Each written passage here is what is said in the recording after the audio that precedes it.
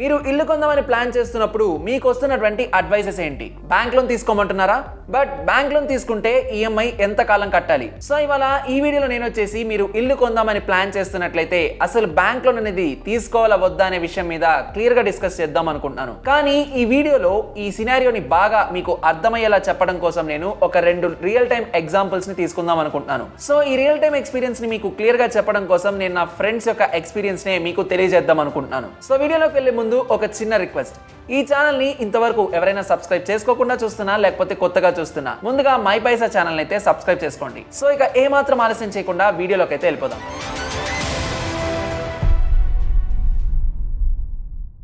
So last month mid night నాకు 12:15 కి మా ఫ్రెండ్ అమిత్ అయితే కాల్ చేశాడు. సో తను ఒక హోమ్ లోన్ తీసుకొని తను కొత్తగా ఒక ఫ్లాట్ అయితే కొనుక్కుందామని ప్లాన్ చేశాడు. అయితే హోమ్ లోన్ తీసుకునే ముందు తను నాతో ఒకసారి డిస్కస్ చేద్దాం అనుకున్నాడు. తను 30 lakhs వరకు హోమ్ లోన్ తీసుకుందాం అనుకున్నాడు. కానీ అక్కడ కొంచెం తెలివిగా ఆలోచించాడు.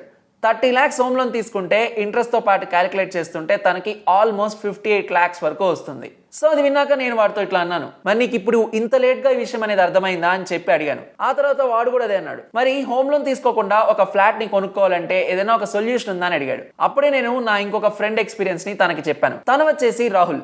ఇతను ఒక సాఫ్ట్వేర్ ఇంజనీర్ గా హైదరాబాద్ లో అయితే పనిచేస్తున్నాడు. బట్ ఇతని ప్లానింగ్ ఎంత అమేజింగ్ గా ఉన్నిందంటే ఆల్మోస్ట్ చాలా మంది ఇతని స్టోరీ వింటే షాక్ అవుతారు. నా ఫ్రెండ్ రాహుల్ కి వచ్చేసి 27 years ఆఫ్ ఏజ్. తను 2019 లోనే ఆల్మోస్ట్ ఒక మంత్ కి 60,000 వరకు ఎర్న్ చేసేవాడు. అంటే తన శాలరీ 60,000 ఉండేది. సో ఎప్పుడైతే వాడు ఇనిషియల్ గానే ఎక్కువ శాలరీతో స్టార్ట్ చేశాడో అప్పట్లోనే వాడు తెలివిగా ప్లాన్ చేసుకొని ఒక ఫ్లాట్ అయితే పర్చేస్ చేద్దాం అనుకున్నాడు. సో ఇలానే రాహుల్ కూడా ఇప్పుడు అమిత్ ఎలా అయితే కాల్ చేశాడో అప్పుడు తను కూడా ఇలానే కాల్ చేశాడు. అంటే తను 40 lakhs వరకు హోమ్ లోన్ తీసుకుందాం అనుకున్నాడు. కానీ తను నాకు కాల్ చేయక ముందే ఒక క్లియర్ ప్లాన్ తో అయితే నా దగ్గరకు వచ్చాడు. సో తను 40 lakhs ఎప్పుడైతే హోమ్ లోన్ తీసుకుందాం అనుకున్నాడో తన ఆఫీస్ లో ఉన్నటువంటి కొలీగ్స్ అందరూ తనకి లోన్ మరియు ఈఎంఐ ఆప్షన్స్ అయితే చెప్పారంట.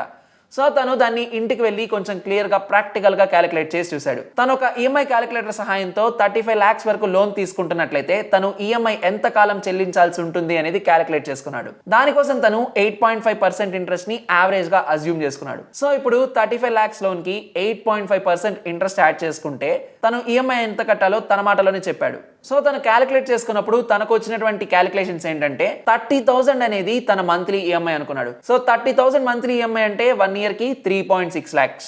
సో ఒక ఇయర్ కి 3.6 lakhs అయింది. సో తను ఓవరాల్ గా ఈ లోన్ ని క్లియర్ చేయడం కోసం అది కూడా విత్ ఇంట్రెస్ట్ రేట్ తో టోటల్ గా క్యాలిక్యులేట్ చేస్తే తనకు ఆల్మోస్ట్ 20 years కి ఈ లోన్ అయితే క్లియర్ అవుతుంది. అంటే తను హోమ్ లోన్ తీసుకొని ఫ్లాట్ కొనుక్కున్నప్పటికీ తను ఇంకొక నెక్స్ట్ 20 years పాటు ఈఎంఐ అయితే కంటిన్యూ చేయాల్సి ఉంటుంది. అండ్ ఎవ్రీ మంత్ అది కూడా 30,000 ఈఎంఐకే. అండ్ ఇక్కడ ఇంకొక క్రేజీ విషయం ఏంటంటే తను తీసుకున్న హోమ్ లోన్ వచ్చేసి 35 lakhs వరకే ఉంది. కానీ విత్ ఇంట్రెస్ట్ తను కట్టింది ఓవరాల్ గా చూసుకుంటున్నట్లయితే 20 years కి 72 lakhs వరకు బ్యాంకే పే చేస్తున్నాడు. సో ఫ్లాట్ కాస్ట్ వచ్చేసి 40 లక్షలే. ఆల్మోస్ట్ 5 lakhs అనేది తన దగ్గర లిక్విడ్ గా ఉంది. 35 lakhs వచ్చేసి హోమ్ లోన్ అనుకున్నాడు. కానీ తను ఓవరాల్ గా పే చేస్తుంది 72 lakhs. అంటే 35 lakhs లోన్ కి 37 lakhs అనేది తను ఎక్స్ట్రా పే చేస్తున్నాడు. కానీ ఒక్కసారి ఆలోచించండి, 40 lakhs కి తనకు ఒక ఫ్లాట్ వస్తుందంటే అదే తను గనక టైర్ 2 సిటీకి షిఫ్ట్ అయినట్టయితే ఇదే 37 lakhs కి ఇంకొక ఫ్లాట్ అయితే కొనుక్కోవచ్చు. సో ఎలా చూసుకున్నా ఇంట్రెస్ట్ తోనే ఆల్మోస్ట్ ఇంకొక ఫ్లాట్ కొనుక్కోవచ్చు. సో ఇలాంటి సిచ్యువేషన్ లోనే రాహుల్ ఒక స్ట్రాంగెస్ట్ డిసిషన్ అయితే తీసుకున్నాడు.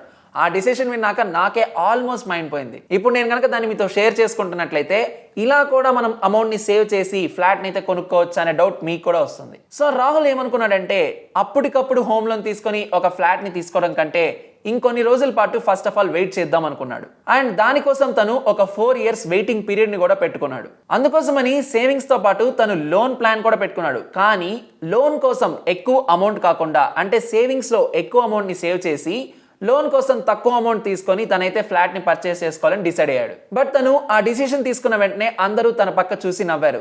ఎందుకంటే రియల్ ఎస్టేట్ వాల్యూ అనేది ఫర్దర్ గా పెరగవచ్చు అండ్ రెంట్స్ అనేవి కూడా పెరుగుతూ పోతాయి. సో ఇలా తను ఆలోచించడం వల్ల అందరూ ఆల్మోస్ట్ అయితే నవ్వారు. ఈవెన్ నేను కూడా షాక్ అయ్యాను. కానీ తను మాత్రం లోన్ కంటే సేవింగ్స్ ఇంపార్టెంట్ అని తనైతే ప్లాన్ చేసుకున్నాడు. అండ్ రాహుల్ ఇక్కడ ఫిక్స్ అయినటువంటి టార్గెట్ చూస్తే ఆల్మోస్ట్ షాక్ అవుతారు. తను 4 years లో 30 lakhs వరకు సేవ్ చేద్దాం అనుకున్నాడు. ఒక్కసారి ఊహించండి, హైదరాబాద్ లాంటి సిటీలో వర్క్ చేస్తూ 4 years లో 30 lakhs సేవ్ చేయడం అంటే ఈజీ అయిన పనా? కానీ తనది చేసి చూపించాడు. సో దానికి తన ప్లాన్ ఏంటంటే తనకి ఎలానో మంత్లీ శాలరీ వచ్చేసి 60,000 వరకు వస్తుంది. అండ్ తన యొక్క ఓవరాల్ ఎక్స్పెన్సెస్ ని 25,000 కి కట్ చేసి రెస్ట్ ఆఫ్ ది 35,000 ని ఇన్వెస్ట్మెంట్స్ లో ప్లాన్ చేసుకున్నాడు. బేసిక్ గా మనకి 60,000 శాలరీ ఉన్నట్లయితే మనం మన యొక్క లైఫ్ స్టైల్ ని ఆల్మోస్ట్ చేంజ్ చేస్తాం. కానీ రాహుల్ ఇక్కడే కాంప్రమైజ్ అయ్యాడు. సో సింగిల్ గా ఉండే రాహుల్ అప్పుడే ఒక షేరింగ్ ఫ్లాట్ లోకి షిఫ్ట్ అయ్యాడు. అంటే తను షేరింగ్ ఫ్లాట్ లోకి షిఫ్ట్ అయ్యాక తన రెంట్ 10,000కి వచ్చింది. అండ్ తన యొక్క ఫుడ్, ట్రావెల్ మరియు తన యొక్క బేసిక్ ఎక్స్పెన్సెస్ కి 12,000 వరకు స్పెండ్ చేసేవాడు. సో ఇలా తన 60,000 శాలరీలో 22,000 అనేది ఇలా ప్లాన్ చేసుకున్నాడు. అండ్ ఎవ్రీ మంత్ 3,000 తన పేరెంట్స్ కోసం కూడా పంపించేవాడు. సో ఇలా తన టోటల్ ఎక్స్పెన్సెస్ మంత్లీ 25,000 అయ్యేవి. ఇప్పుడు మిగిలినటువంటి 35,000 ని తను ఇన్వెస్ట్మెంట్ కి ఎలా ప్లాన్ చేశాడో చెప్తాను చూడండి. 35,000 లో 25,000 అనేది ఒక డిజిటల్ చిట్ ఫండ్ లో అయితే ఇన్వెస్ట్ చేశాడు. అది కూడా ఒక రిజిస్టర్డ్ అయినటువంటి చిట్ ఫండ్స్ కంపెనీలో తను ఈ 25,000 అయితే ఇన్వెస్ట్ చేశాడు. అండ్ 10,000 వచ్చేసి ఎఫ్డీలో ఎమర్జెన్సీ కోసం సేవ్ చేస్తూ వచ్చేవాడు. సో ఓవరాల్ గా ఒక ఇయర్ కంప్లీట్ అయ్యేసరికి తను ఆల్మోస్ట్ 4.5 lakhs వరకు అయితే సేవ్ చేయగలిగాడు. సో దీంతో ఫస్ట్ టైం రాహుల్ సేవింగ్స్ యొక్క పవర్ ని రియలైజ్ అయ్యాడు. అంటే సేవింగ్స్ అంటే ఏదో లెఫ్ట్ ఓవర్ మనీ కాదు, అది మనం ప్లాన్ చేసుకొని ప్రాపర్ గా సేవ్ చేసుకుంటే మనకి ఆల్మోస్ట్ ఎక్కువ ఇంట్రెస్ట్ అయితే జనరేట్ చేస్తుంది అని తను నమ్మాడు. అండ్ దీనికి తోడు తనకి సెకండ్ ఇయర్ లో హైక్ కూడా వచ్చింది. సో ఇప్పుడు తన శాలరీ 60,000 నుంచి 75,000 పర్ మంత్ కి చేంజ్ అయింది. తను 75,000 మంత్లీ శాలరీ ఎర్న్ చేస్తున్నప్పటికీ తనైతే తన లైఫ్ స్టైల్ విషయంలో ఎటువంటి చేంజెస్ ని తీసుకురాలేదు. సో ఇప్పుడు అమౌంట్ పెరిగింది కాబట్టి సేవింగ్స్ ని కూడా ఇంకా పెంచాలనే ప్లాన్ చేశాడు. సో మంత్లీ సేవింగ్ 60,000 శాలరీ ఉన్నప్పుడు 35,000 ఉండేది. ఇప్పుడు 75,000 కి రావడం వల్ల తను 45,000 వరకు సేవ్ చేద్దాం అనుకున్నాడు. అండ్ దీనికోసం ఇంకొక చిట్ ఫండ్ లో కూడా తనైతే జాయిన్ అయ్యాడు. సో ఇలా తను సేవింగ్స్ చేయడం స్టార్ట్ చేసినప్పటి నుంచి ఆల్మోస్ట్ 1 year 6 months తర్వాత, అంటే అప్రాక్సిమేట్ గా 18 months తర్వాత తను ఇన్వెస్ట్ చేస్తున్నటువంటి రిజిస్టర్డ్ చిట్ ఫండ్స్ కంపెనీలో ఒక బిగ్ ఈవెంట్ అయితే జరిగింది. దీంతో తను ఎక్కువ అమౌంట్ ని గెలుచుకున్నాడు. అంటే చిట్ ఫండ్స్ లో తనకి ఒక ప్రైజ్ వచ్చింది. దీనివల్ల తనకి 9.5 lakhs అనేవి తన అకౌంట్ లో అయితే క్రెడిట్ అయింది. సో ఒక్కసారి ఆలోచించండి, ఆల్మోస్ట్ ఇది అందరూ లాటరీ అనుకుంటారు, కానీ తను డిసిప్లైన్ గా సేవ్ చేయడం వల్ల తనకైతే ఇంత అమౌంట్ వచ్చింది. రాహుల్ వచ్చినటువంటి అమౌంట్ ని కూడా ఫ్యాన్సీ థింగ్స్ కోసం ఖర్చు పెట్టలేదు. ఇప్పుడు ఈ 9.5 lakhs లో కూడా తను ఇన్వెస్ట్మెంట్ అయితే ప్లాన్ చేసుకున్నాడు. ఆ 9.5 lakhs లో ఇప్పుడు 5 lakhs వచ్చేసి ఎఫ్డీలో లాక్ చేశాడు. అండ్ రిమైనింగ్ 4.5 lakhs వచ్చి తను హౌసింగ్ ఫండ్ లో పార్క్ చేశాడు. సో ఇలా తను 2 years కే ఆల్మోస్ట్ 20 lakhs వరకు అయితే సేవ్ చేయగలిగాడు. సో తను అనుకుంది ఏంటి, 4 years లో 30 lakhs అనుకున్నాడు, కానీ 2 years లోనే తను ఆల్మోస్ట్ 20 lakhs వరకు సేవ్ చేయగలిగాడు. ఇప్పుడు 2 years కింద సేవ్ చేసేసరికి రాహుల్ కి మైండ్ సెట్ అయితే చేంజ్ అయింది. సో సేవింగ్స్ అనేది తనకి ఒక కష్టం లాగా కనిపించలేదు.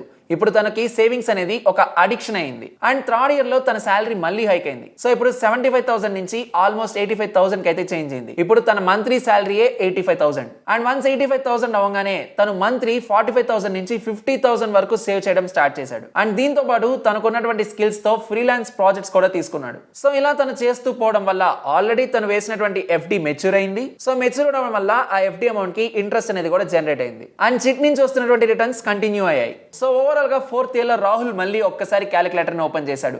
తను సేవ్ చేసుకుందే 32 lakhs వరకు ఉంది. అండ్ తను ఏదైతే హోమ్ తీసుకుందాం అనుకున్నాడో అది 40 lakhs ఉంది, ఇప్పుడు 42 lakhs అయింది. కానీ 42 lakhs లో తనే ఆల్మోస్ట్ 32 lakhs వరకు సేవ్ చేయగలిగాడు. సో ఇప్పుడు తను తీసుకోవాల్సినటువంటి లోన్ ఎంత, 10 lakhs మాత్రమే. అండ్ ఈ 10 lakhs కి తనైతే ఈఎంఐ క్యాలిక్యులేట్ చేసుకున్నాడు. పర్ మంత్ అయితే తనకి 9,000 అనేది పడింది. సో ఎంత అమౌంట్ సేవ్ అయిందో చూసారా. ఎర్లియర్ ప్లాన్ లో తను 20 years కి 30,000 ఈఎంఐ ప్లాన్ చేశాడు. కానీ ఇప్పుడు తను తీసుకునేది 10 lakhs లోన్ మాత్రమే. అండ్ ఈఎంఐ వచ్చేసి 9,000. అండ్ 9,000 పర్ మంత్ అనేది తనకున్నటువంటి శాలరీకి ఈజీగా మేనేజ్ చేసుకోవచ్చు. అండ్ ఇప్పుడు తను ఈ 10 lakhs లోన్ తో అండ్ తను సేవ్ చేసినటువంటి 32 lakhs తో అయితే ఫ్లాట్ ని పర్చేస్ చేశాడు. సో ఇప్పుడు తనకి ఎటువంటి టెన్షన్ లేదు, ఈఎంఐ కూడా ఈజీగా పే చేయగలుగుతాడు. అండ్ 10 lakhs లోన్ కాబట్టి తనకి టెన్యూర్ కూడా తగ్గింది. సో రాహుల్ నుంచి నేనేం తెలుసుకున్నానంటే, ప్రాపర్ గా ప్లాన్ చేసుకొని సేవింగ్స్ చేసుకోగలిగితే మనం కూడా హోమ్ అనేది ఒక 5 to 6 years లో కొనవచ్చు. బట్ ఇక్కడ రాహుల్కి ఏంటంటే శాలరీ అనేది ఎక్కువ. సో మనం కూడా మనకున్నటువంటి శాలరీలో మనం ప్రాపర్ గా ఎక్స్పెన్సెస్ ని ప్లాన్ చేసుకొని సేవింగ్స్ చేసుకోగలిగితే, హోమ్ లోన్ తీసుకోకుండా అని చెప్పను కానీ హోమ్ లోన్ ని తక్కువ అమౌంట్ కి తీసుకొని మన సేవింగ్స్ తోనే మనమైతే ఒక ఫ్లాట్ ని పర్చేస్ చేసుకోవచ్చు. సో రాహుల్ విషయంలో మనం ఇంకొకటి గమనించాల్సింది ఏంటంటే, తను 20 years సాక్రిఫైస్ కంటే 4 years సాక్రిఫైస్ ని ఎంచుకున్నాడు. అందుకే తను 4 years లో సేవ్ చేయగలిగాడు. సో మనం కూడా మన యొక్క శాలరీ హైక్ అవుతున్నా, లేకపోతే మనకున్నటువంటి శాలరీలో సేవింగ్స్ చేయాలనుకుంటున్నా, ప్రాపర్ గా ప్లాన్ చేసుకొని అయితే సేవ్ చేసుకోవచ్చు. అండ్ ఇనిషియల్ గా మనం గనక ఒక 4 to 5 years సేవ్ చేయగలిగితే నెక్స్ట్ 20 years అనేవి మనకి ఎటువంటి టెన్షన్ లేకుండా ఈజీగా క్లియర్ అయిపోతుంది. సో రాహుల్ అయితే ఇప్పుడు తను పర్చేస్ చేసినటువంటి ఓన్ 2 BHK ఫ్లాట్ లో ఉంటున్నాడు. హెవీ ఈఎంఐ లేదు, అలానే ఫైనాన్షియల్ ప్రెషర్ లేదు. అండ్ ఇన్వెస్ట్మెంట్ అయితే కంటిన్యూ చేస్తూనే వెళ్తున్నాడు. అండ్ ఈ సేవింగ్స్ పద్ధతిని కూడా మార్చలేదు. సో మీకు గనక ఎర్లీ 20s లోనే ఒక జాబ్ వచ్చి మీరు గనక శాలరీ ఎర్న్ చేస్తున్నట్లయితే మీరు శాలరీ కంటే ముందు టైంని ఆలోచించండి. ఎందుకంటే ఇల్లు కట్టడం అనేది లేదా కొనడం అనేది ఒక ఫాస్ట్ డిసిషన్ కాదు, అదొక ఫినాన్షియల్ స్ట్రాటజీ. కాబట్టి ఇవాళ నుంచే మీరు కూడా మీ సేవింగ్స్ ని ప్లాన్ చేసుకోండి. సో ఈ ఎగ్జాంపుల్ ని నేను ఎప్పుడైతే అమిత్ కి చెప్పానో తను కూడా ఇదైతే ఇంప్లిమెంట్ చేయడం స్టార్ట్ చేశాడు. సో ఈ వీడియో మీకు కూడా నచ్చిందని అనుకుంటున్నాను. ఇన్ఫర్మేషన్ నచ్చినట్లయితే ఒక లైక్ చేయండి. అండ్ మీరు కూడా ఫర్దర్ గా ఇల్లు కొనాలి అని ప్లాన్ చేస్తున్నట్లయితే ఒక్కసారి కమెంట్లలో తెలియచేయండి. సో ఇన్ఫర్మేషన్ నచ్చినట్లయితే లైక్ చేయండి. అండ్ మీలో ఎంతమంది నెక్స్ట్ ఇల్లు కొనాలని ప్లాన్ చేస్తున్నారో ఒకసారి కమెంట్లలో తెలపండి. అండ్ మరిన్ని ఇలాంటి ఇంట్రెస్టింగ్ అప్డేట్స్ కోసం మై పైసా ఛానల్ ని సబ్స్క్రైబ్ చేసుకోవడం అస్సలు మర్చిపోకండి.